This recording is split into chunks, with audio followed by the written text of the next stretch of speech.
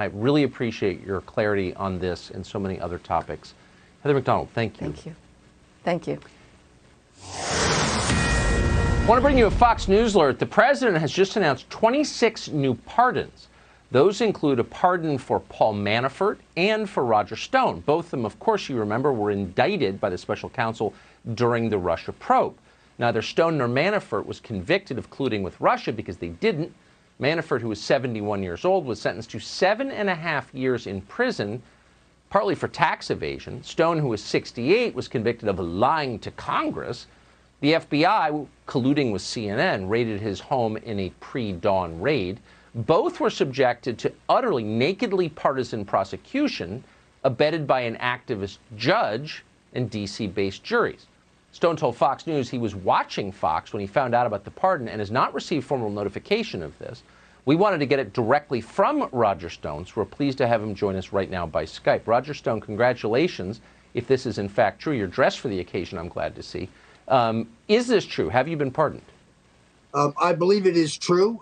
My attorney has now checked with the White House counsel, and we have assurances that the media reports are accurate because it was on CNN. So therefore, it's a high probability that anything there is not true. But Tucker, we're very happy. I have an enormous debt of gratitude to God Almighty for giving the president the strength and the courage to recognize that my prosecution was a completely politically motivated witch hunt. And my trial was a Soviet-style show trial in which the judge denied us any powerful line of defense, in which the judge, we now know, hid exculpatory evidence from us because on Election Day, when no one was watching, the Justice Department released the last remaining redacted sections of the Mueller report in which they admitted that they had no evidence whatsoever of my colluding with Russia, WikiLeaks, Julian Assange, trafficking in emails, that they had no factual evidence that I had advanced notice of the source or content of the WikiLeaks disclosures. Those things that I was accused of lying to Congress about. Well, how does one lie about something that they have now established one didn't know? The whole thing has been an outrage.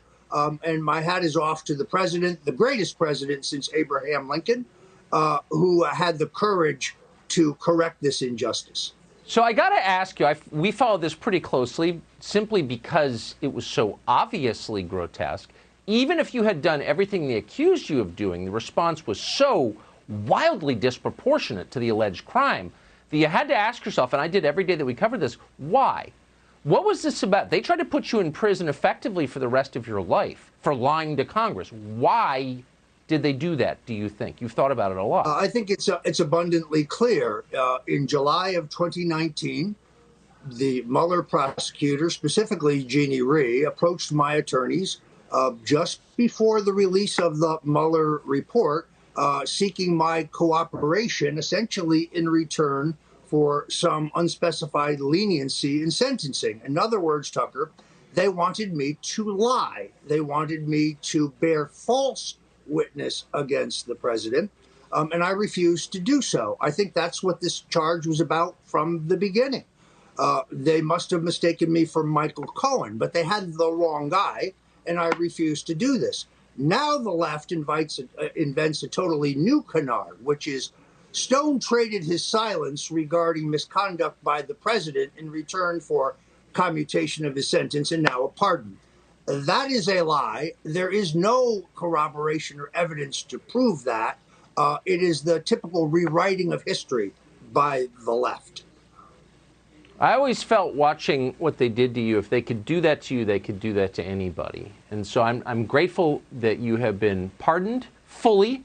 You're now a citizen in good standing. Roger Stone, congratulations, truly. Thank you.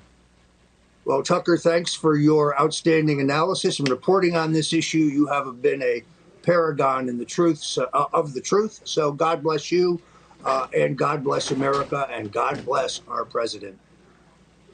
Roger Stone, thanks so much.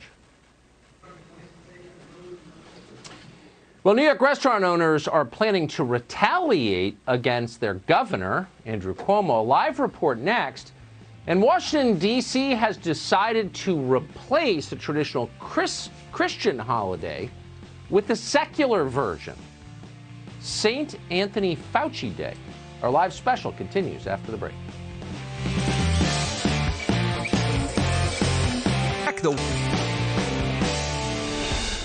Thousands of restaurant owners in New York are threatening to retaliate against the state's governor, Andrew Cuomo, for his latest shutdown orders. Fox's senior correspondent Rick Leventhal has that story for us tonight. Hey, Rick. Hey, Tucker, let's face it, the restaurant industry nationwide is reeling over these coronavirus shutdowns, and they're really upset in New York, where the state's own numbers suggest less than 2% of COVID cases can be traced to indoor dining, while 70% of infections come from households and small gatherings. But the restaurants got restricted anyway. So a group representing thousands of eateries says it's contemplating banning Governor Andrew Cuomo and New York City Mayor Bill de Blasio from getting food from their establishments, calling it a taste of their own medicine. One industry veteran who started the Facebook group New York City Restaurants Open says he's warning elected officials, if we can't feed our families, we certainly won't feed yours. Indoor dining is suspended in Manhattan until further notice and limited elsewhere in the state, and outdoor dining is only allowed from 5 a.m. till 10 p.m. And while some establishments have gone to great lengths to heat outdoor areas, it's still tough to eat on a sidewalk in the dead of winter. It's 43 degrees in New York City right now. We'll get down to the 20s this weekend. One restaurant owner told FoxNews.com, give us something to give us a fighting chance to stay alive. When I talk to other restaurant owners and people in the business, there's a lot of us that look each other in the eye and say, we're not going to be here next year. Depending on the city and the state, estimates range from 1/3 to 70% of bars and restaurants will not survive this pandemic. And in New York, at least, they're saying if we go hungry, the mayor and governor should too. Tucker? Amazing. Rick Leventhal, thank you so much for